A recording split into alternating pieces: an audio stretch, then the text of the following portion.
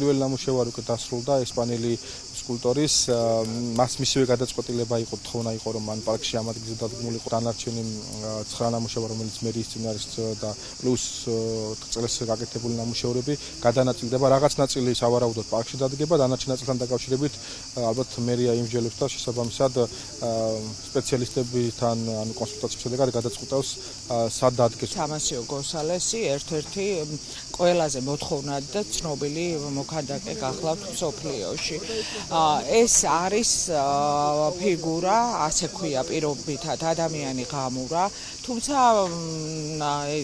დამთვალიერებლები ვინც უყურებენ სხვადასხვანაირად აღიქვამენ მას.